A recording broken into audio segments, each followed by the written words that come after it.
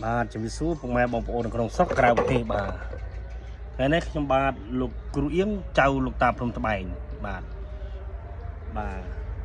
ចង់បង្ហាញដល់កូនសគុណនៅក្នុងស្រុកក្រៅប្រទេសបាទថ្ងៃនេះខ្ញុំបាទលោកគ្រូអៀងបាទជាលោកគ្រូមន្តអាគមស្បែកគង់ស្បែកស្វិតពិតប្រកបសច្ចធម៌ទៀងត្រង់ម៉ែបងប្អូនបាទគឺចេះពិតប្រកបមិនអួតមិនអាងបាទមិនភូតមិនផដល់អ្នកកូនសិស្សគុណនៅស្រុកខ្មែរឬក៏នៅស្រុកថៃបាទគឺពិតប្រកបសច្ចធម៌ទៀងត្រង់បាទហ្នឹងហើយបាទគឺចេះពិតប្រកបហើយសច្ចធម៌បាទហ្នឹងហើយចាំមើលរឿងមិនធ្វើអីទេយើងចិត្តយើងមើលទៅដឹងហើយណា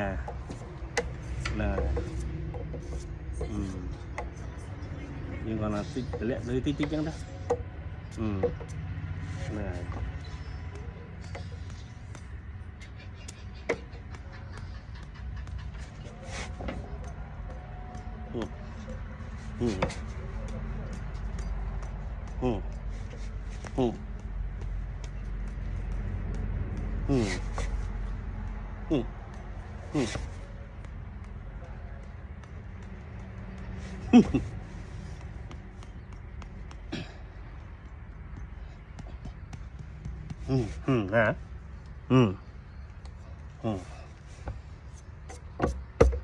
ណា